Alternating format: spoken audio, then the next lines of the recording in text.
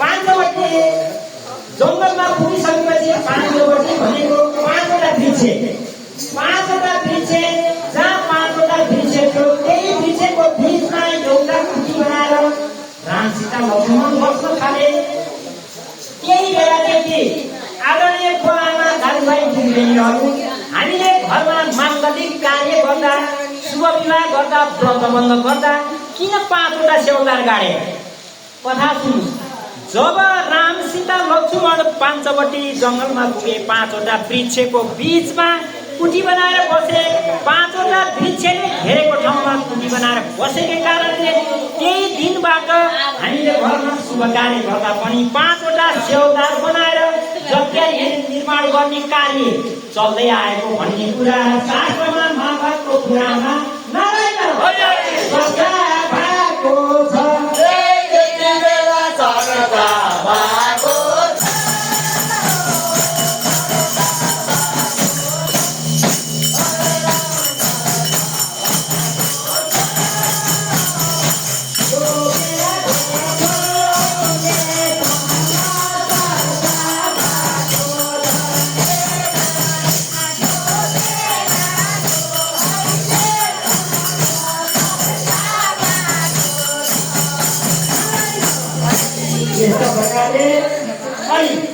यस्तो अवस्थामा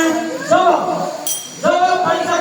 राम बस्न थाले, सीता बसे, लक्ष्मण बसे, राम बिहा गर्न यसो निस्केका थिए। त्यही बेलामा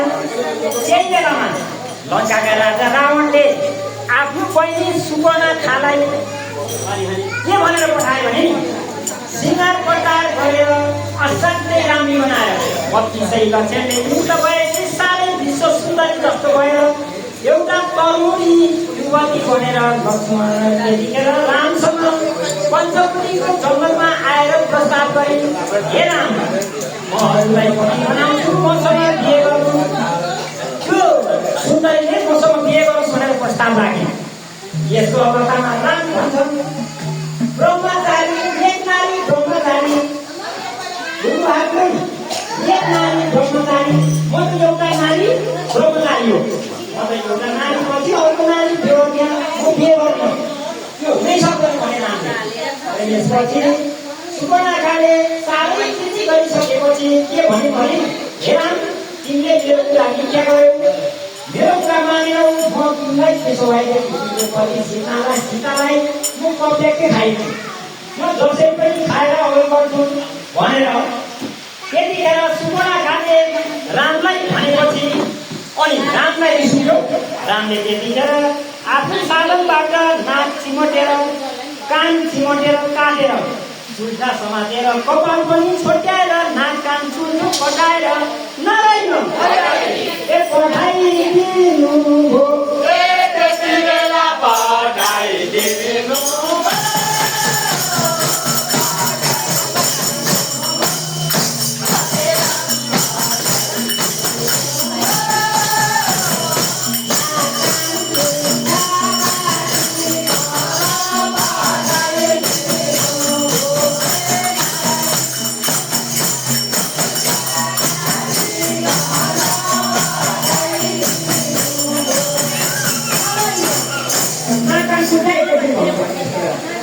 यस्ता प्रकारले सुवर्णखाले आफ्नो घरबाट लङ्कामा पुगिन् र यसरी नाक कान चिमटेको, चुल्ठा काटिएको अवस्थामा आफ्नो बहिनीलाई देखिसकेपछि के भयो त कुरो भन्दाखेरि रामले मलाई यस्तो बेइज्जत गरे। अनि जब रावण मिसाएर त्यतिखेरै अब यो रामलाई नसिद्ध्याइकन हुँदैन भन्ने योजना बनाए बल्ल। र यस्तो योजना बनाउँदाखेरि मारिचलाई एउटा अत्यन्त मनोमोहक देखिने सुनको मृग बनाएर राम सीता बसेको पञ्चवटी जङ्गलमा नारायण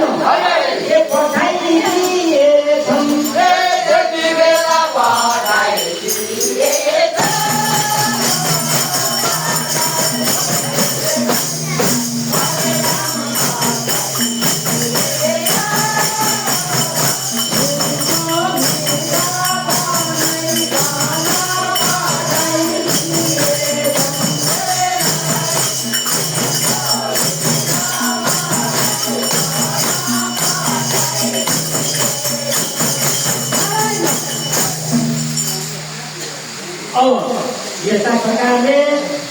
राम लक्ष्मण वनवास भरतलाई राज्य राम लक्ष्मण वनवास भरतलाई राज्य 14 वर्ष लामो तिमीले समाधान पाछ ए सीता रानी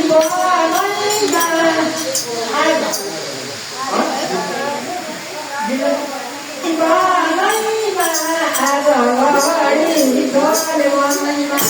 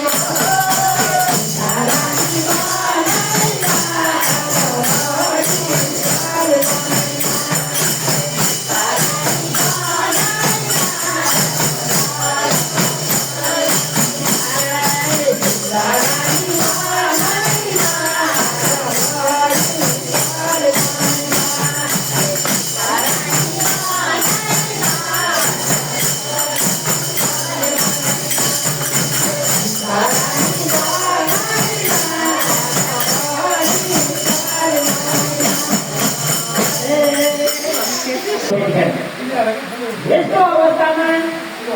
अनि यता दशरथको काज क्रिया गर्नु मान्छे भयो हेर्नु त यस्तो अवस्थामा यही मानवबाट पशुबाट भरतलाई भेटाएर काज क्रिया गराउने काम सम्पन्न भयो राजाले यतिखेर नपाएको मुक्ति नपाए रामलाई पनि गाह्रो थियो रामले यति काम गरे यो यति दुःख भयो अनि रामले लङ्काको राजा रावणको राज्यलाई हराए लडाइँ गरे जिते अनि के कारणले जितेर कसरी जितेर हुने भन्दाखेरि रामको पनि 4 भाइ रावणको पनि 4 भाइ यस्तो कथा छ रामको पनि 4 भाइ रावणको पनि 4 भाइ रामको 4 भाइ राम लक्ष्मण शत्रुघ्न र भरत लङ्काको रावणको 4 भाइ रावण रावण र एउटा कुम्भकर्ण 4 भाइ थिए अनि वनमा रामभन्दा रावण बलशाली थिए धन पनि उनकै थियो उनको राज्य पनि उनकै थियो सेना पनि उनकै धेरै थियो यो कुरा सबै सर्वगुण सम्पन्न हुँदा हुँदै पनि रामसँग रावण लडाइँमा पराजित किन भए रावणको 4 भाइ मध्ये एउटा भगवानको भक्त विभीषण भगवानको भक्त थिए अनि लङ्काको सर्वोपरि सबै कुरा भित्रैबाट लगाउने काम विभीषणले रामलाई भन्ने काम गर्थे भाइ फुटे गबार फुटे त्यही हो रावणको त्यस्तो भयो यता धानको 4 भाइ साह्रै फुटे यता जुटे त्यसैले रामले आफ्नो त्यत्रो पराक्रमी भोगेर बनाइ जितिकन अयोध्याको राज्यलाई फेरि फर्केर आफू राजा बनेर